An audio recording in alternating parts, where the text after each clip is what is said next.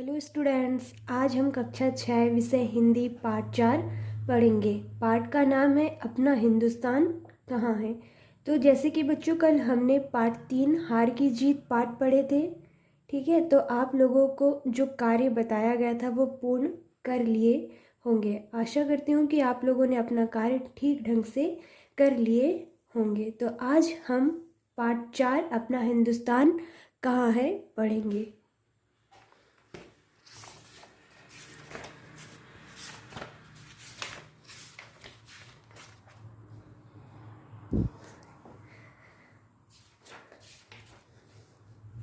Lesson number 4 part number 4 अपना हिंदुस्तान कहाँ है।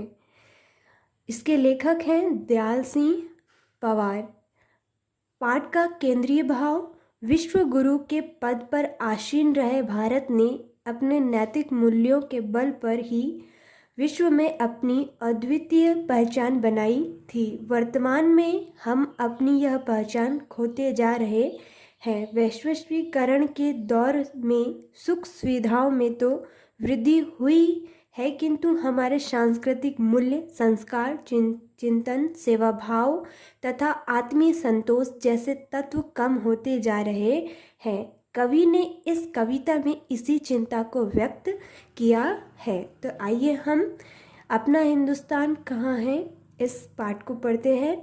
भूमंडलीकरण के इस युग में अब अपनी पहचान कहाँ है। आओ खोजे सकल विश्व में अपना हिंदुस्तान कहाँ है। भूमंडलीकरण के मद में हम सब कैसे झूम रहे हैं। टीवी टेलीफोनों से ही सारी दुनिया घूम रहे हैं। साक्षरता का आंदोलन है, चिंतन का विस्तार है, जन जन में जो फैल रही उस शिक्षा में संस्कार कहाँ है। बड़ी बड़ी खोजे सकल विश्व में अपना हिंदुस्तान कहाँ है। आओ खोजे सकल विश्व में अपना हिंदुस्तान कहाँ है। महानगर में गगन चूमते ऊंचे ऊंचे भवन खड़े हैं। बड़े बड़े भवनों में झांके तो टूटे परिवार पड़े हैं। टीवी टेलीफोन बज रहे पर आपस में बात बंद है। अब की कविता लगती जैसे परिवारों का भंग छंद है। जन्म जन्म के बंधन वाला बोलो देव विधान कहाँ है। आओ खोजे सकल विश्व में अपना हिंदुस्तान कहाँ है। यंत्रों की ताकत के भीतर मंत्रों का मृदु घोष कहाँ है। धन से कोष भरे हैं लेकिन फिर भी वह संतोष कहाँ है। राजनीति की कूट चाल में जनसेवा का भाव कहाँ है। राम राज में जरा बताओ केवट की वह नाव कहाँ है।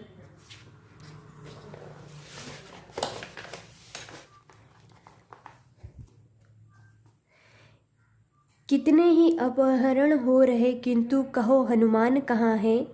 आओ खोजें सकल विश्व में अपना हिंदुस्तान कहाँ है। कवि कुल गुरु की सृजन शक्ति का वह पावन संस्कार कहाँ है। फूहड़ गीतों में खोया जो वह मधुर श्रृंगार कहाँ है। मन को जो आंदोलित कर दे कविता की वह धार कहाँ है। भोजराज की कविता वाला वह वैभव विस्तार कहाँ है। तुलसी सूर निराला दिनकर और रहीम रशखान कहाँ है। आओ खोजें सकल विश्व में अपना हिंदुस्तान कहाँ है। तो यह कविता दयाल सिंह पवार के द्वारा लिखी गई है, जो अपने हिंदुस्तान, अपने भारत देश के विलुप्त होने की जानकारी दे रहे हैं कि बड़े बड़े खोजों, बड़े बड़े महानगरों में अपना हिंदुस्तान छुपते जा रहा है, विलुप्त होते जा रहा है। तो इस लाइनों का क्या अर्थ है जिसमें दयाल सिंह पवार कह रहे हैं। प्रस्तुत पद्यांशों का अर्थ है भूमंडलीकरण के इस युग में हमें अपनी पहचान ढूंढना है। इस युग में हमें अपनी पहचान ढूंढना है। हमें अपने हिंदुस्तान को पूरे विश्व में ढूंढना है। जैसे कि पहले के युग में लोग पैदल ही या बैलगाड़ियों से अपने परिवार के लोगों से मिलने जाते थे, किंतु इस युग में टेलीफोन, टीवी के ज़रिए सारी दुनिया घूम रहे हैं। घर बैठे ही वीडियो कॉल के ज़रिए बातचीत कर लेते हैं। आज के युग की शिक्षा में संस्कार कहाँ है, आदर्श सम्मान कहाँ है। जैसे कि देश की तरक्की खोज में अपना हिंदुस्तान छुपते जा रहा है। आओ खोजे सकल विश्व में अपना हिंदुस्तान कहाँ है। महानगरों सिटी बड़े देशों में बड़ी बड़ी बिल्डिंग बनते जा रही हैं और गांव की तरफ देखें तो झोपड़ी, कच्चे मकान, टूटे परिवार ही पड़े हुए हैं। जैसे कि पहले के ज़माने में बड़े बूढ़े लोग अपने पोते नातियों को दादी नानी की कहानियाँ सुनाई करते थे, अब वो बंद हो गया है। आज के ज़माने युग में छोटे बच्चे कार्टून, टीवी, गेम खेल रहे हैं और दादी नानी की कहानियाँ सुनना बंद कर दिए हैं। और जो पहले के युग में जो देवी देवता की कहानियाँ, वैद पुराण की जानकारियाँ दी जाती थी, अब वो छोड़ के फ़ोन में बच्चे गेम्स खेलते रहते हैं। पहले के युग में एक जगह से दूसरे जगह अगर नदी पार करके जाते थे तो नाव के ज़रिए जाते थे, लेकिन इस युग में हवाई जहाज़ से लोग घूम रहे हैं। धन तो बहुत है लेकिन सुख नहीं है। तो ये सब दयाल सिंह पवार कह रहा है कि जो पहले हिंदुस्तान सुख में था अब वह सुख नहीं रहा। अब सब टीवी टेलीफोन के ज़रिए ही सारा विश्व, सारी दुनिया घूम रहे हैं। आओ खोजे सकल विश्व में अपना हिंदुस्तान कहाँ है। तो यह दयाल सिंह पवार के द्वारा लिखी गई एक कविता है। आप लोग भी इसे रीड करिए और समझने की कोशिश करिए। तो दयाल सिंह पवार के बारे से कुछ लिखा है। दयाल सिंह पवार, इनका जन्म 1 अगस्त सन 1947 को हुआ। दयाल सिंह पवार का जन्म कब हुआ? 1 अगस्त 1947। प्रज्ञाचक्षु मतलब होता है नेत्रहीन। वह कैसे थे? अंधे थे। अंधे होते हुए भी इन्होंने उच्च अध्ययन किया तथा स्कूल कॉलेज की अनेक भाषण प्रतियोगिताओं में भाग लेकर पुरस्कृत हुए। संस्कृत अकादमी द्वारा भी अलंकृत हुए। आप वर्तमान में राष्ट्रीय संस्कृत विद्यापीठ नई दिल्ली में व्याख्यात हैं। तो दयाल सिंह पवार नेत्रहीन, अंधे होते हुए भी उन्होंने अपनी उच्च शिक्षा प्राप्त की। कॉलेज स्कूल में जो भाषण होते थे उन सभा में भी उन्होंने भाग लिया और प्रतियोगिता में भाग लेकर पुरस्कृत भी हुए, उन्हें इनाम भी दिया गया। अब कुछ शब्दार्थ है। शकल, शकल मतलब क्या होता है? समस्त, साक्षरता, सामान्य स्तर तक पढ़ा लिखा। भंग मतलब टूटने का भाव, कूटचाल, कपट भरी चाल, अपहरण, हर लेना। पावन मतलब होता है पवित्र, वैभव, संपन्नता, केवट। केवट नाव चलाने वाले को केवट कहा जाता है। फिर इस पोयम में एक शब्द आया है भूमंडलीकरण। भूमंडलीकरण क्या होता है? संपूर्ण धरती पर रहने वाले लोगों का एक भाव, आवागमन के साधन बढ़ने से धरती पर रहने वाले लोग परस्पर निकट आ गए हैं। शिक्षा, संस्कृति, व्यापार आदि सभी का एक दूसरे देशों पर प्रभाव पड़ने लगा है।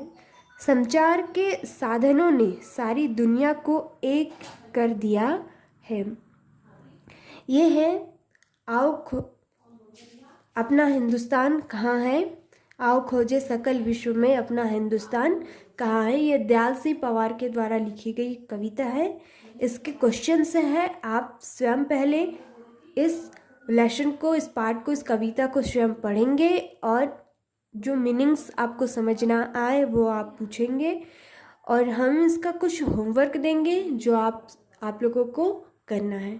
ठीक है। सबसे पहले आपको अपनी कक्षा 6 विषय हिंदी कॉपी में सबसे पहले आपको यह पूरी लेसन, इस पूरे पंक्तियों को, पद्यांश को, कविता को अपनी कॉपी में फिलअप करना है। ठीक है। तो सबसे पहले आप ऊपर पे पाठ का नाम, पाठ का नंबर और लिखने वाले का भी नाम लिखेंगे।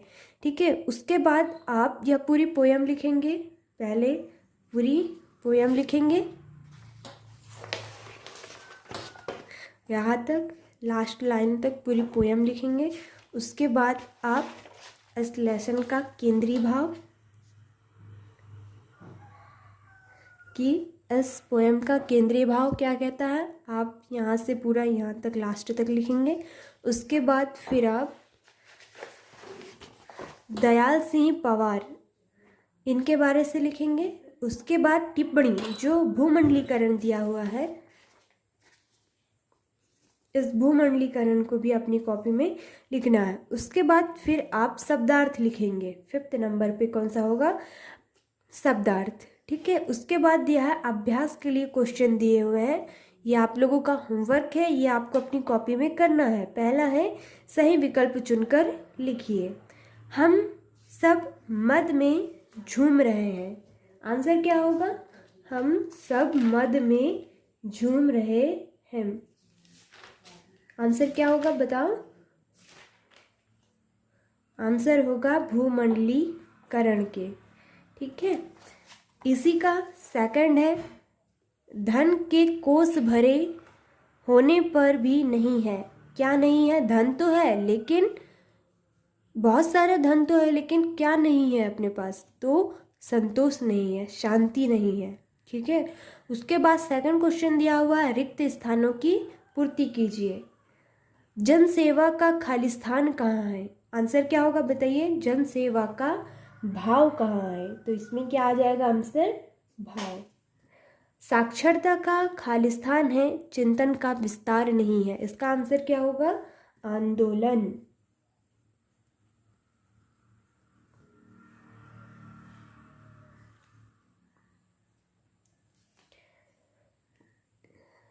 थर्ड नंबर में है टीवी टेलीफोन बज रहे पर आपस में खालिस्तान बंद है। क्या बंद है, बात।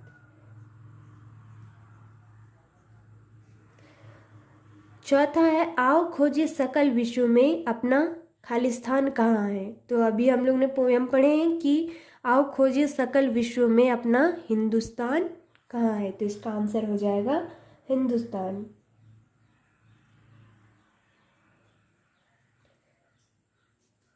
ठीक है, ये आप लोगों को लाइन से करना है। उसके बाद तीसरा क्वेश्चन है कि निम्नलिखित प्रश्नों के उत्तर लिखिए। हम इसका पहला है क हम सारी दुनिया किन साधनों से घूम रहे हैं, तो बताइए हम किन साधनों से सारी दुनिया घूम रहे हैं। हम सारी दुनिया टीवी टेलीफोन के जरिए घूम रहे हैं। इसके आंसर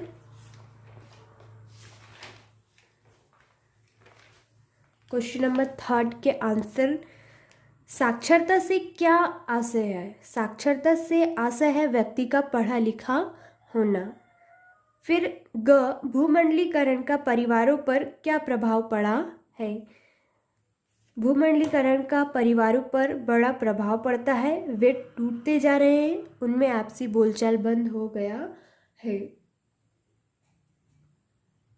घ मन को जो आंदोलित कर दे, कवि ने ऐसा क्यों कहा है। ये इसके आंसर पूरे लिखे हुए हैं, आप लोगों को अपनी हिंदी कॉपी में साफ सुंदर राइटिंग से लिखना है।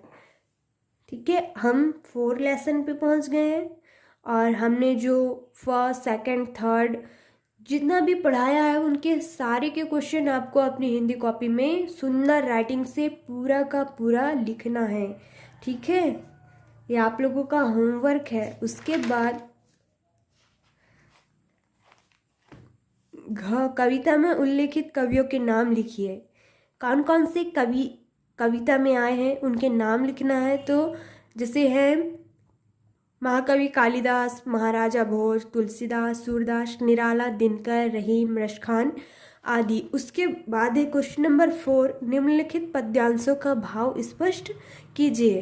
तो निम्नलिखित पद्यांशों का भाव जो स्पष्ट करना है वो यहाँ पे दिया हुआ, आपको सेम सुंदर राइटिंग में ऐसा ही लिखना है। ठीक है, उसके बाद है भाषा की बात। भाषा की बात क्वेश्चन नंबर 1 निम्नलिखित शब्दों का उच्चारण कीजिए तथा लिखिए। इसको आप लोगों को लिखने की कोई आवश्यकता नहीं है, ये बुक में दिया हुआ है, इसको आप लोग उच्चारण कर लीजिए यानी कि बोल कर देख लीजिए। जैसे पहला दिया है भूमंडलीकरण, फिर साक्षरता, यंत्र, अपहरण, प्रतिभा, आंदोलित, श्रृंगार। ये आप लोग स्वयं अपनी बुक से देखकर पढ़ लीजिए। उसके बाद है निम्नलिखित शब्दों की सही वर्तनी लिखिए। जो यहाँ पे शब्द लिखे हैं ये गलत लिखे हुए हैं, जैसे हिंदुस्तान, दुनिया, परिवार, मृदु, संतोष। यह सारे के सारे आंसर आपको आपकी कविता में मिल जाएंगे। ठीक है, आपको अपनी कविता से ढूंढकर वर्तनी मतलब ये शब्द गलत लिखे हुए हैं, आपको सही करके लिखना है। ठीक है, फिर हम बता दे रहे हैं फिर भी इन क्वेश्चन नंबर 2 का पहला हम आंसर लिख दे रहे हैं। हिंदुस्तान, हिंदुस्तान में ह में छोटी की मात्रा लगती है, बड़ी की नहीं। समझ गए। उसके बाद है दुनिया। दुनिया जब लिखते हैं तो य के ऊपर चंद्र बिंदु नहीं आता है। ठीक है, दुनिया। उसके बाद है परिवार। परिवार में र में छोटी की मात्रा लगती है, ना कि बड़ी की। ठीक है, उसके बाद है मृदु। मृदु माँ के नीचे र की रेप लगती है, ऋषि की रेप लगती है, सॉरी। ठीक है, उसके बाद है संतोष। संतोष लिखते हैं तो लास्ट में जो स आता है वो शक्कर का स नहीं बल्कि षटकोण का स लगता है।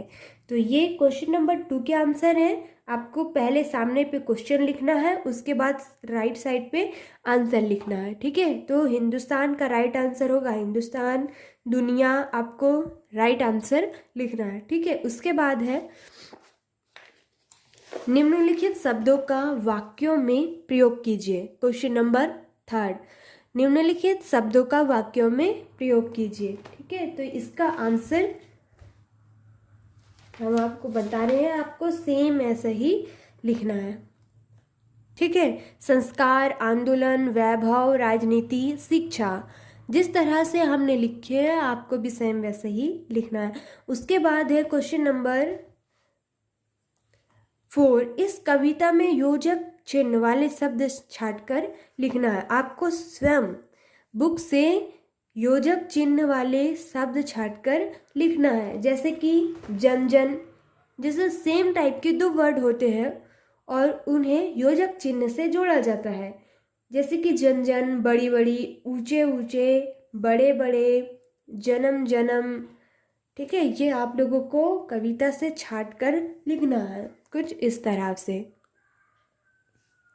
जन जन, बड़ी बड़ी, ऊंचे ऊंचे, जन्म जन्म। ठीक है, ये हुआ हमारा लेसन 4। लेसन का नाम क्या था बताइए?